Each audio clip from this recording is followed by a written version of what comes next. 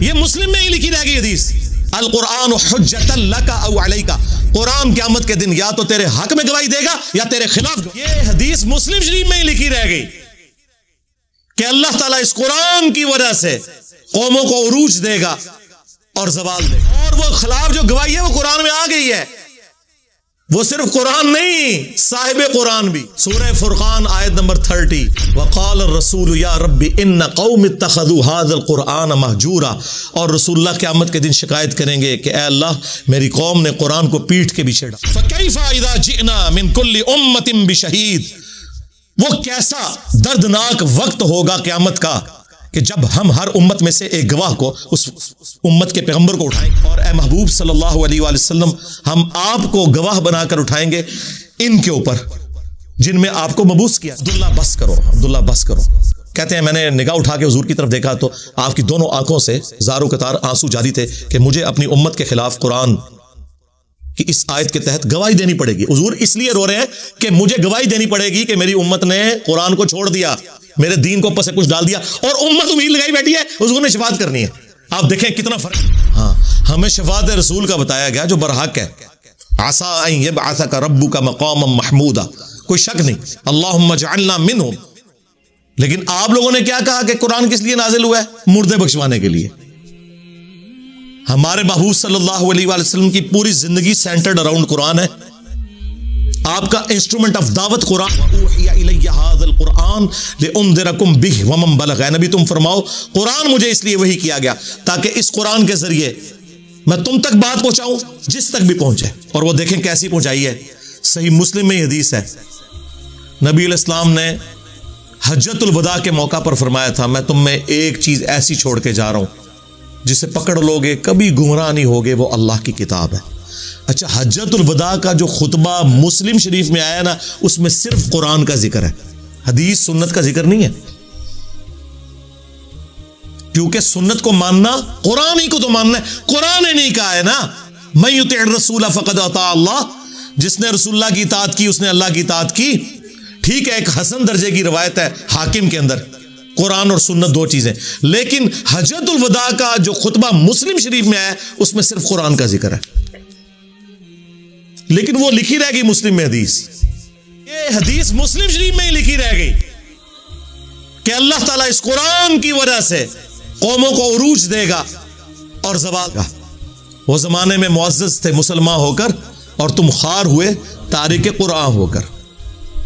یہ مسلم شریف میں حدیث لکھی رہ گئی، یہ مسلم میں ہی لکھی رہ گئی حدیث، القرآن حجۃ لک او علیک، قرآن قیامت کے دن یا تو تیرے حق میں گواہی دے گا یا تیرے خلاف گواہی دے گا۔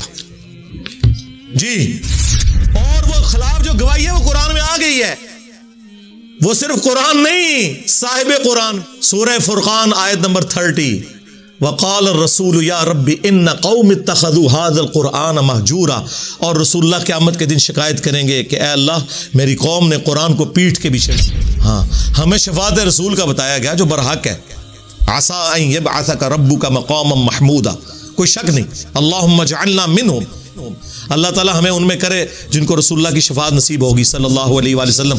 لیکن یہ تلخ پہلو ہے کہ نبی علیہ السلام نے شکایت بھی لگانی ہے، جس کی شکایت لگ رہی ہوگی وہ شفاعت کس منہ سے کروائے گا؟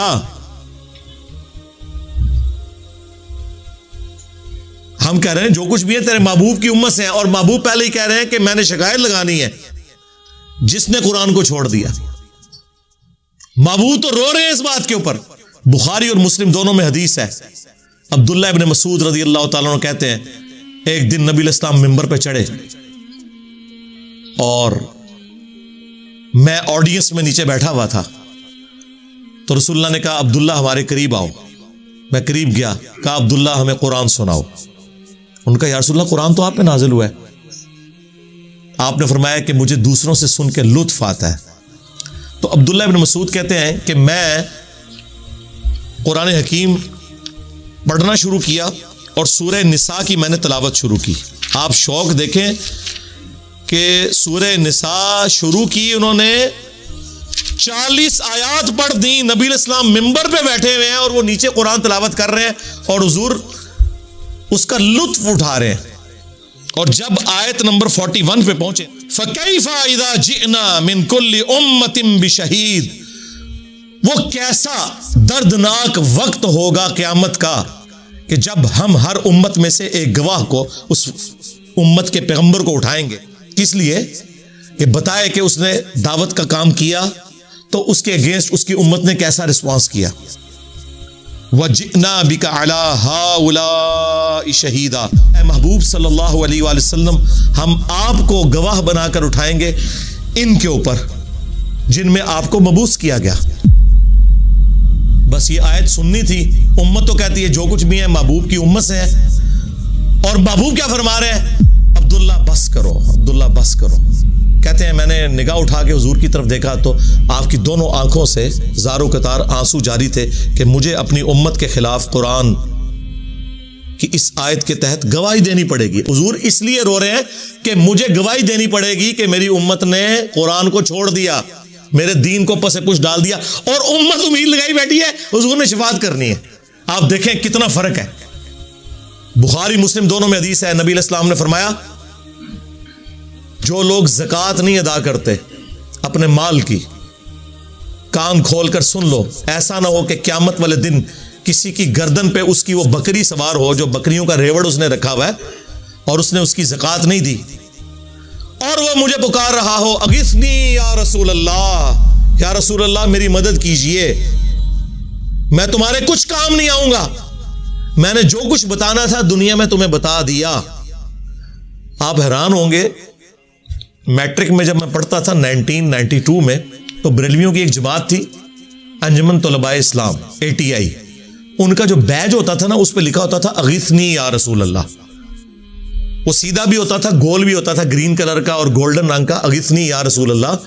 کاش اس کے نیچے بخاری اور مسلم کی اس حدیث کا نمبر لکھا ہوتا جس کے اندر یہ جملہ آیا ہے.